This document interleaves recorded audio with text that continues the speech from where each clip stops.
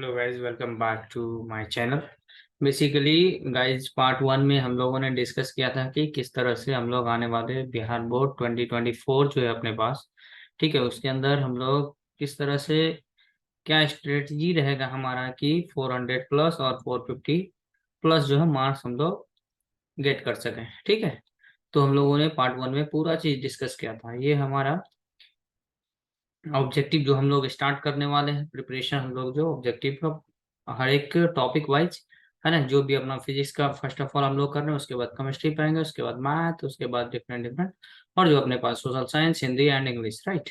तो इस तरह से हम लोग हर एक चीज पे मूव करेंगे। तो ये हमारा फिजिक्स का जो है पार्ट वन है। ठीक है, इसके अंदर हम लोग जो है ऑब्जेक्टिव क्वेश्चन डिस्कस करेंगे। आपको लेफ्ट साइड में दिख रहा होगा अपने पास क्वेश्चन है, और उसका आंसर आपको खुद से पहले देना है, उसके बाद हम लोग जो है इसमें डिस्कस करेंगे। ठीक है, वीडियो को आप देखते जाइए और जो है लास्ट शुरू से लेकर अंत तक बने रहिएगा, क्योंकि हर एक क्वेश्चन एकदम डिफरेंट है और जो कि एकदम डायरेक्टली हिट करने वाला है आपके बोर्ड एग्जाम से।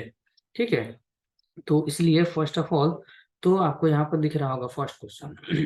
ठीक ठीक है, तो फर्स्ट क्वेश्चन क्या है कि चलिए हम लोग देखते हैं। तो बोलता है निम्नलिखित में जो कौन सा पदार्थ लेंस बनाने के लिए प्रयुक्त नहीं किया जा सकता। कौन सा ऐसा, ये चार जो ऑप्शन है इसमें से कौन सा ऐसा पदार्थ है जिसको लेंस बनाने के लिए उपयोग में नहीं लाया जा सकता है। ठीक है, तो यहाँ पर फर्स्ट ऑप्शन है जल, कांच, प्लास्टिक एंड मिट्टी। ठीक है, ओके। तो इस तरह से अपने पास, तो इस तरह से अभी हम लोग क्या कर लेंगे कि फर्स्ट ऑफ ऑल ये क्वेश्चन नंबर अपने पास फर्स्ट है। ठीक है, क्वेश्चन नंबर फर्स्ट है, तो अपने पास इसका आंसर क्या रहेगा। तो यहाँ पे आंसर हो जाएगा अपने पास ये डी, मिट्टी। ठीक है, डी मिट्टी हम लोग यूज नहीं कर सकते हैं, राइट। लेंस बनाने के लिए जल, कांच, प्लास्टिक ऐसे यूज कर सकते हैं, right. Next is two, question number second अपने पास क्या है।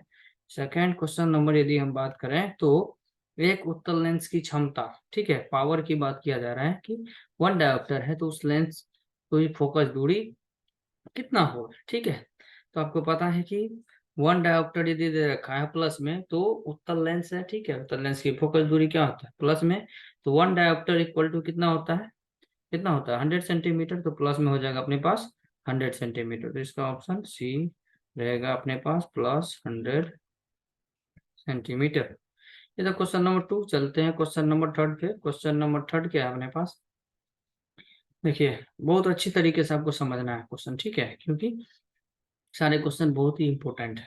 ठीक है, चलिए क्वेश्चन नंबर थर्ड में है कि किसी बिंदु का वास्तविक है, किसी बिंब या बोलिए वस्तु बोलिए कुछ भी, ठीक है, किसी बिंब का जो वास्तविक तथा समान साइज का प्रतिबिंब प्राप्त करने के लिए बिंब को मतलब वस्तु को उत्तल लेंस के सामने कहाँ पर रखा जाना चाहिए। आपको पता है कि ये जो अपने पास होता है उत्तल लेंस, ठीक है, और यहाँ पे कुछ इसका ऑप्टिकल सेंटर होता है यहाँ पे ओ, और यहाँ पे अपने पास एफ होता है फोकस दूरी, और इधर जो है यहाँ पे सी होता है, या इसको डबल एफ, 2F भी बोलते हैं। ठीक है, तो बोलता है कि लेंस के मुख्य फोकस पर रखेंगे, नहीं, फोकस पर रखते हैं तो कहाँ बनेगा, अनंत पे बनता है। ठीक है, फोकस दूरी की दोगुनी दूरी पर, यस, मतलब यहाँ पर सी को ही 2F बोलते हैं। ठीक है, तो अपने पास इसका करेक्ट आंसर हो जाएगा बी। ठीक है, चलिए क्वेश्चन नंबर अपने पास फोर है। क्वेश्चन नंबर फोर में देखते हैं क्या है। क्वेश्चन नंबर फोर जो है अपने पास बोलता है कि किसी गोलीय दर्पण तथा किसी पतले गोलीय लेंस दोनों की फोकस दूरी -15 सेंटीमीटर है। कितना है, माइनस में 15 सेंटीमीटर दे रखा है क्या फोकल लेंथ।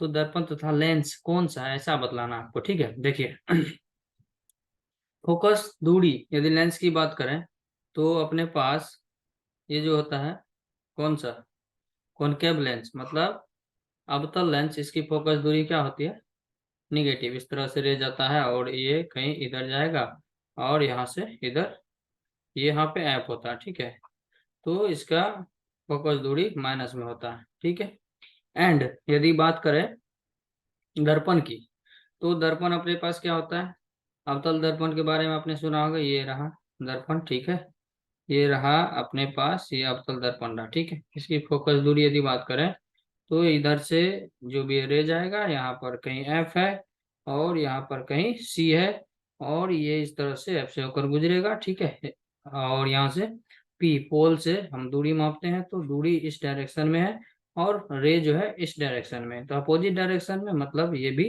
फोकस दूरी निगेटिव में, कहें तो अवतल दर्पण और अवतल लेंस। तो आपका आंसर क्या हो जाएगा, ये हो जाएगा करेक्ट आंसर। तो आपका आंसर ये करेक्ट हो जाएगा। ओके, चलिए चलते हैं नेक्स्ट क्वेश्चन पे। नेक्स्ट क्वेश्चन क्या है अपने पास, बोलता है प्रकाश के अपवर्तन के कितने नियम है। बहुत ही सिंपल क्वेश्चन है, यदि आपने पढ़ा है तो आपको पता होनी चाहिए, ठीक है। बार बार रिपीट होता है सारे क्वेश्चन, ठीक है, तो इसलिए इसका आंसर क्या हो जाएगा, प्रकाश के अपवर्तन के दो नियम होते हैं, that is B is the correct option, ठीक है। दो होता है इसका। और सेम क्वेश्चन है ना, जब आप अपवर्तन पूछा गया तो परावर्तन भी पूछा जा सकता है, ठीक है। यहाँ पर देखिए क्वेश्चन नंबर 6 में से पूछ दिया, बोला कि प्रकाश के परावर्तन के कितने नियम, तो इसका भी क्या हो जाएगा, बी ही ऑप्शन हो जाएगा, मतलब इसका भी कितना होता है, दो, ठीक है। प्रकाश के परावर्तन और अपवर्तन दोनों के दो दो नियम होते हैं, ठीक है।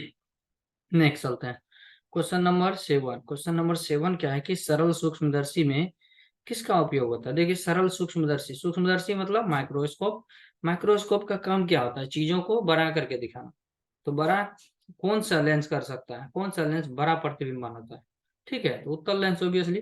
तो उत्तल लेंस कहाँ पर है, यहाँ पर डी देख रहे हो, डी 7 का, क्वेश्चन नंबर 7 का D is the correct option, ठीक है। अपने पास डी मतलब करेक्ट ऑप्शन हो जाएगा। ओके, चलिए अब चलते हैं क्वेश्चन नंबर 8 पे। क्वेश्चन नंबर 8 अपने पास क्या है कि बोलता है कि किसी माध्यम के अपवर्तनांक का मान, अपवर्तनांक समझ रहे हो ना आप, अपवर्तनांक मतलब म्यू या एन से उसको डिनोट करते हैं, ठीक है। अपवर्तनांक का मान क्या होता है, तो मतलब इसका यू म्यू आप जानते हो क्या होता है, इसका वैल्यू होता है sine I upon sine R, ठीक है। इसको स्नेल का नियम भी बोलते हैं। तो ये अपने पास साइन आई अपॉन आर, मतलब first option is the correct option, ठीक है जी। चलिए चलते हैं क्वेश्चन नंबर नेक्स्ट पे। क्वेश्चन नंबर 9 क्या अपने पास, बोलता है कि एक उत्तल लेंस होता है। उत्तल लेंस कैसा होता है, उत्तल लेंस को आपने देखा है कभी, नहीं देखा। चलिए मैं आपको बतलाता हूँ, देखे होंगे बहुत सारे लोग, ठीक है। ये देखिए ये रहा अपने पास उत्तल लेंस। तो उत्तल लेंस में क्या होता है, यहाँ पर ये ऑप्टिकल सेंटर, जिसको प्रकाशीय केंद्र बोलते हैं हम लोग हिंदी में, ठीक है। यहाँ पर एफ होता है फोकस, इसको यहाँ पे 2F बोलते हैं, ठीक है। इधर भी होता है एफ एंड 2F, ठीक है, कोई दिक्कत नहीं है।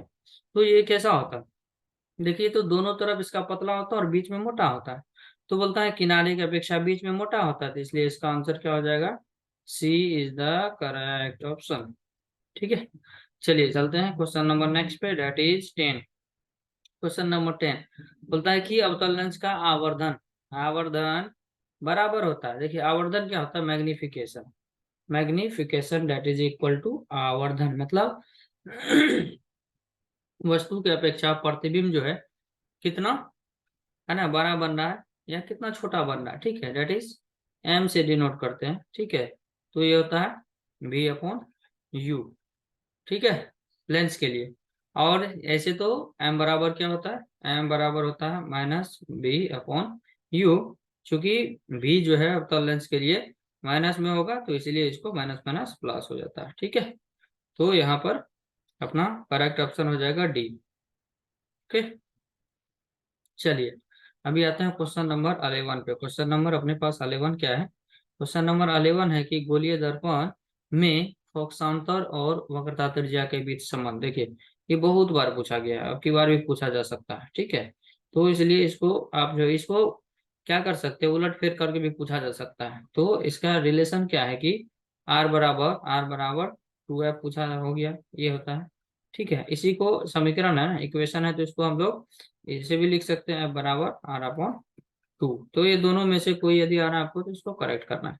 तो यहाँ पर देखें तो आर बराबर 2F दे रखा है, मतलब फर्स्ट ऑप्शन ही इसका करेक्ट, ठीक है। चलिए चलते हैं next question number that is 12। Question number 12 में क्या है, क्वेश्चन नंबर 12 बोलता है कि निर्गत किरण एवं अभिलंब के बीच के कोण को क्या कहते हैं। सिंपल सी बात है, निर्गत किरण जो है, निर्गत किरण क्या होता है आपको पता है। निर्गत किरण इस तरह से कोई आपका स्लैब है, ठीक है, कांच का स्लैब है, और यहाँ पर कोई आपतित किरण आया, ठीक है, ये अपने पास अभिलंब होगा, ठीक है। और ये कुछ मुड़ेगा इस तरह से, ठीक है, मुड़ गया। ये हो गया आपतित किरण, ये हो गया अपवर्तित किरण। और फिर जो यहाँ पर यदि हम लंब खींचेंगे तो अब यहाँ से ये दूर भागेगा, ठीक है। तो बोलता है कि ये निर्गत किरण और अभिलंब के बीच इसको, है ना, इसको कौन सा कोण बोलते हैं, डेट इज क्या बोलते हैं, निर्गत कोण, है ना, निर्गत कोण। तो ऑप्शन नंबर सी जो है अपने पास करेक्ट हो जाएगा, ठीक है। इस कोण की बात कर रहे हैं, इस कोण की। चलिए क्वेश्चन नंबर, अभी चलते हैं हम लोग क्वेश्चन नंबर 13 पे। क्वेश्चन नंबर 13 क्या बोल रहा है, चलिए देखते हैं। क्वेश्चन नंबर 13 है कि 1 मीटर फोकस दूरी वाले उत्तल लेंस की क्षमता। देखिए 1 मीटर फोकस दूरी मतलब 1 डायोप्टर। उत्तल लेंस है तो पॉजिटिव होता है इसका फोकस दूरी, तो सो 1D, मतलब ऑप्शन कौन सा है, B is the correct option, ठीक है। ओके, चलिए अब चलते हैं क्वेश्चन नंबर 14 पे। क्वेश्चन नंबर 14 अपने पास क्या है, क्वेश्चन नंबर 14 जो है कि बोलता है कि किसी अवतल दर्पण द्वारा काल्पनिक काल्पनिक सीधा एवं आवर्धित प्रतिबिंब बनता है जब वस्तु स्थित होता है। कौन सा दर्पण है जी, अवतल दर्पण है, ठीक है। चलिए अवतल दर्पण बनाते हैं। ये अपने पास रहा अवतल दर्पण, ठीक है। और यहाँ से ये हो गया इसका मुख्य अक्ष, और ये हो गया पोल, ये हो गया एफ इसका, और यहाँ पर हो गया इसका सी, ठीक है।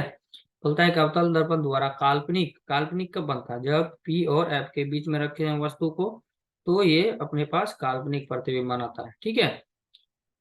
तो कैसे बनता है चलिए दिखाता हूँ मैं। यहाँ पे गया किरण, इधर से लौटेगा, एफ से होकर इधर गुजरेगा, ठीक है। तो जब इसको हम आगे बढ़ाएंगे इस तरह से, और दूसरा किरण यदि हम लोग सी से पास करेंगे तो इधर से आकर यहाँ पर काटेगा इसको, ठीक है। तो यहाँ पर इसका प्रतिबिंब बनेगा, डेट इज काल्पनिक प्रतिबिंब, ठीक है। तो ये अपना क्या हो जाएगा कि फोकस तथा वक्रता केंद्र के बीच नहीं, दर्पण तथा उसके फोकस के बीच, that is A is the correct option. देखिए रीजन को यदि आप समझ करके क्वेश्चन को सॉल्व कीजिएगा तो आपका गलती होने के चांस 0.01% आएगा, ठीक है। चलिए क्वेश्चन नंबर 15 पे आता है। क्वेश्चन नंबर 15 क्या बोलता है कि किस दर्पण द्वारा प्रतिबिंब सीधा एवं छोटा बनता है। देखिए सीधा भी बनता है और छोटा भी बनता है, सिंपल सी बात है। साइड मिरर में कौन सा दर्पण यूज होता है, उत्तल दर्पण, तो उत्तल दर्पण हो जाएगा इसका करेक्ट आंसर, ठीक है। उत्तल दर्पण का काम यह है कि सीधा बनाना और छोटा प्रतिबिंब बनाना, सिंपल है क्वेश्चन, ठीक है। चलिए नेक्स्ट चलते हैं कि अवतल दर्पण, अवतल दर्पण का दूसरा नाम क्या है ये बताना आपको, ठीक है। अवतल दर्पण क्या करता है, अभिसारी भी कहते हैं क्योंकि वो किरण को मोड़ देता है ना, एक जगह अभिसारित कर देता है, एक जगह कंसंट्रेट कर देता है, इसलिए इसको क्या बोलते हैं, अभिसारी। और उत्तल दर्पण को अपसारी, ठीक है। तो क्वेश्चन नंबर 16 की यदि बात करें, क्वेश्चन नंबर 16 का अपने पास क्या हो जाएगा, ए हो जाएगा, okay, A is the correct answer. No, चलिए क्वेश्चन नंबर 17 पे चलते हैं। क्वेश्चन नंबर 17 क्या है, बोलता है कि उत्तल दर्पण से बना प्रतिबिंब होता है? उत्तल दर्पण से बना प्रतिबिंब कैसा होता है, उत्तल दर्पण से बना, अभी अभी डिस्कस किया हम लोगों ने, हमेशा काल्पनिक और छोटा होता है, डेट इज क्या हो जाएगा इसका, ये हो जाएगा करेक्ट आंसर, ठीक है। चलिए क्वेश्चन नंबर चलते हैं हम लोग 18 पे, ठीक है।